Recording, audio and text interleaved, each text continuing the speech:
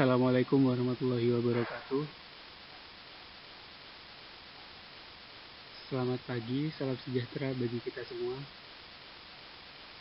Sebelumnya, perkenalkan, saya Lafif Ahmad Rofid Al-Azmi dan rekan saya Tika Agustiningsih.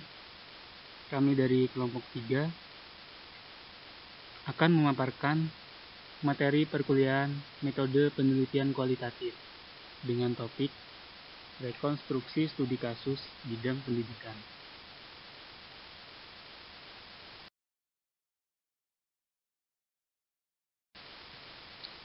Studi kasus bidang pendidikan sangat perlu direkonstruksi. Tujuan dari rekonstruksi studi kasus bidang pendidikan adalah untuk merekonstruksi konsep studi kasus pendidikan yang dimana sebagai strategi utama dalam mengembangkan teori pendidikan yang menerangi kebijakan pendidikan dan meningkatkan praktik pendidikan. Rekonstruksi ini berfokus pada bentuk studi kasus yang di dalamnya terdapat proses pencarian teori dan pengujian teori. Berbagai macam studi kasus pendidikan yang berkontribusi dalam rekonstruksi ini antara lain adalah teori generalisasi dari Fuzzy, studi kasus storytelling and picture drawing, serta studi kasus evaluatif.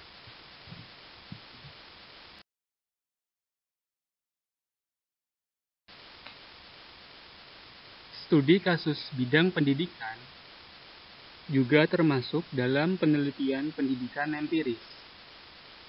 Menurut Michael Bassey, terdapat dua hasil dari penelitian pendidikan empiris. Yang pertama yakni prediksi. Prediksi tentang apa yang mungkin terjadi dalam keadaan tertentu. Kemudian ada interpretasi, yakni interpretasi tentang apa yang telah terjadi dalam situasi tertentu.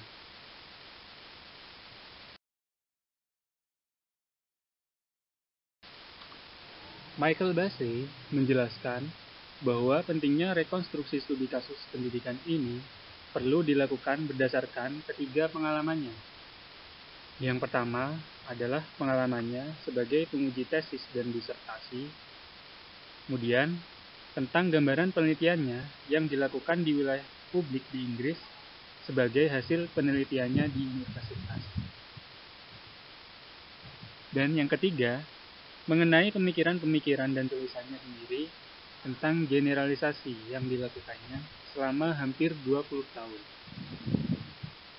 Nah, pada subbab berikutnya akan dibahas lebih rinci mengenai ketiga poin-poin berikut.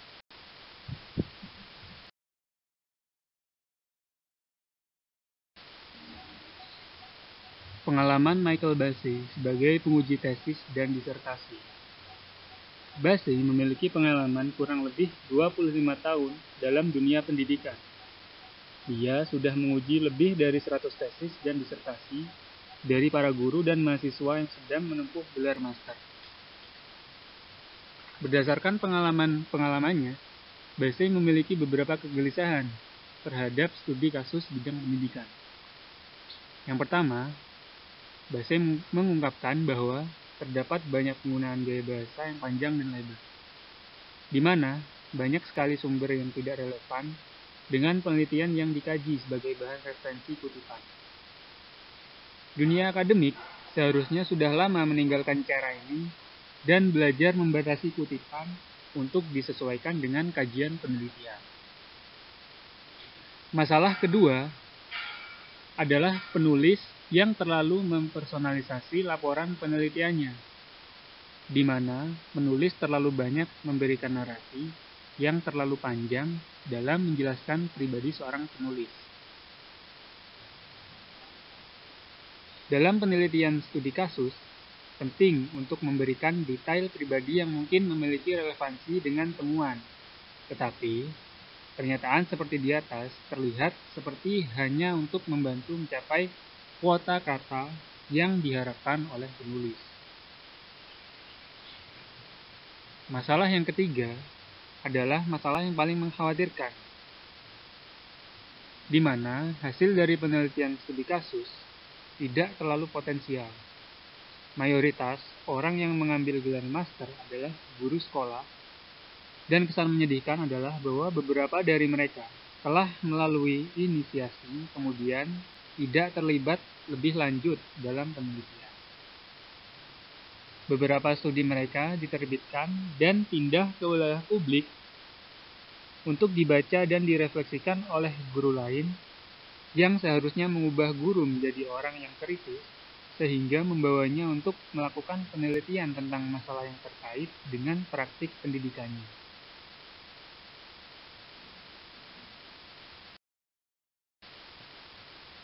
Selanjutnya adalah pengalaman Michael Basey dalam meneliti di wilayah publik. Michael Basey menjadi salah satu anggota dari Dewan Pendanaan Pendidikan Tinggi di Inggris yang bernama Research Assessment Exercise.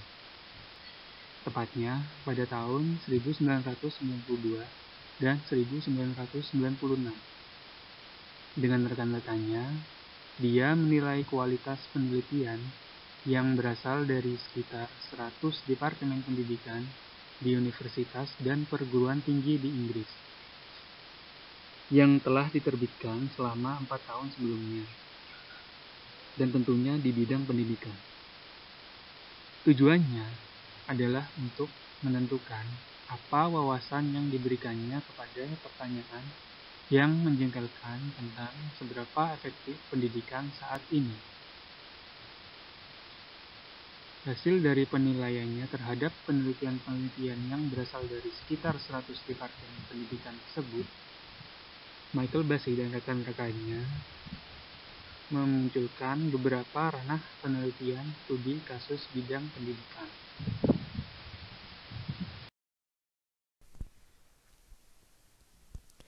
Kesimpulan tabel ranah penelitian studi kasus bidang pendidikan menurut Basey tahun 1999, penerbitan tidak dapat ditentukan sebagaimana kasus yang sering terjadi. Alokasi dibuat untuk bidang penyelidikan dengan nomor kunci terendah dalam kerangka penyortiran. Maka, makalah mengenai pengelolaan kelas seni pada sekolah dasar didaftarkan di bawah 1 daripada di bawah 17 atau 27. Dan buku mengenai nilai matematika pada K Stage 3 dapat didaftarkan di bawah 8 daripada di bawah 28. Terdapat 2 pengecualian pada peraturan ini yang ditandai dengan arteris, pendidikan luar negeri dengan item 36 dan pendidikan sejarah item 37 diutamakan.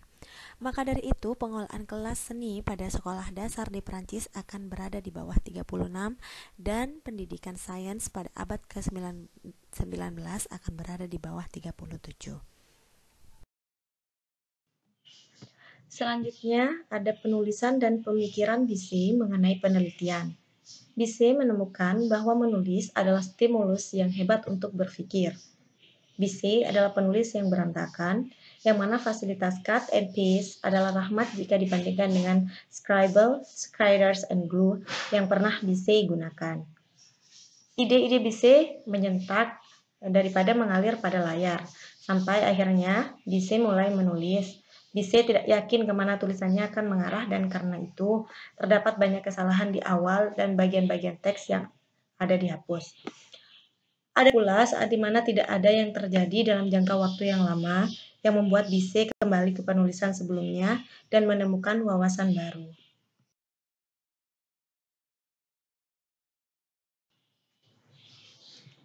Basey juga telah menulis tentang generalisasi dan studi kasus semenjak tahun 1980. Basey juga membaca kembali makalah-makalah dari waktu tersebut, dari tahun 1980 sampai dengan 1983. Hal ini membuat Basey berpikir bahwa saat itu Basey terlalu keras terhadap penolakan generalisasi sebagai ambisi yang bermanfaat untuk studi tentang singularitas. Ini bukanlah hal untuk menyangkal serangan validitas yang Basey buat terhadap mereka yang dinilai memiliki rasa bersalah karena menggambarkan generalisasi yang tidak memenuhi syarat dari studi yang relatif kecil. Argumen-argumen ini dikumpulkan dan diteliti dalam Creating Education Through Research. Adapun kesimpulan dari tabel Analysis Research Assessment Exercise pada periode 1992 sampai dengan 1996,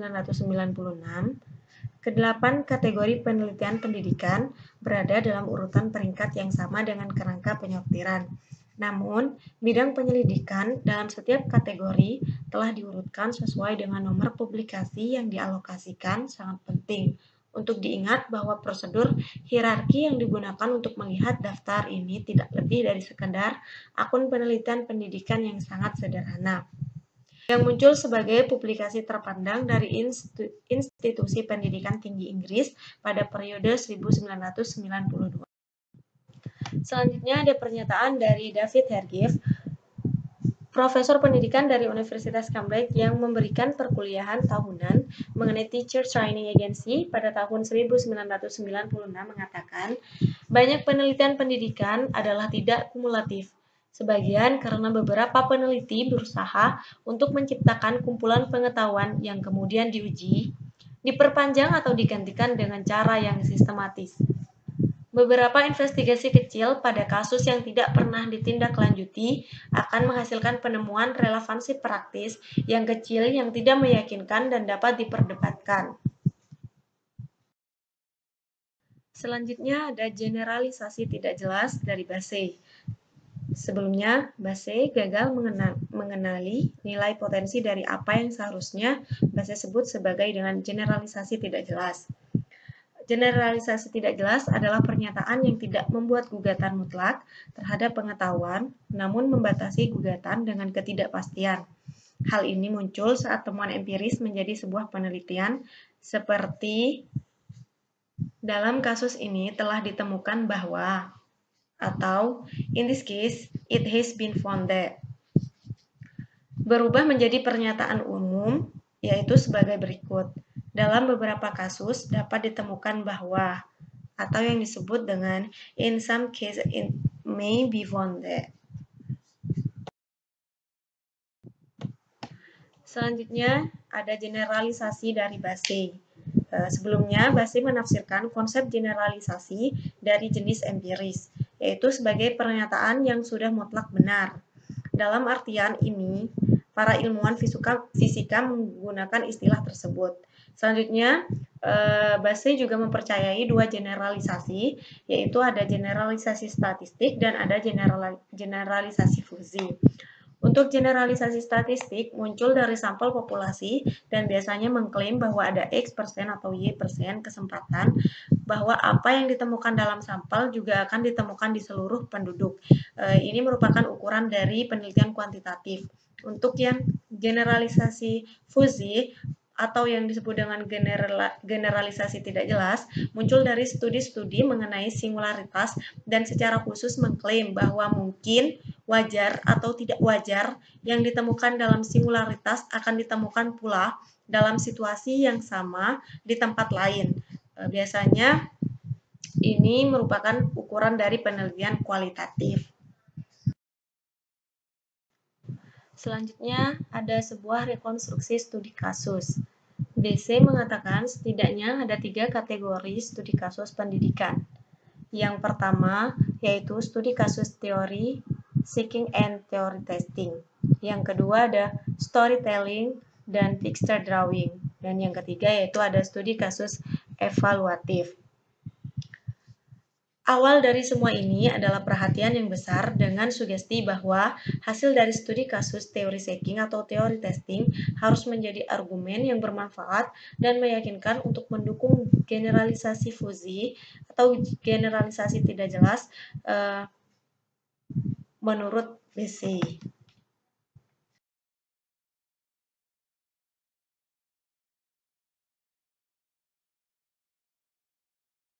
Demikian presentasi dari kelompok 3 mengenai rekonstruksi studi kasus bidang pendidikan.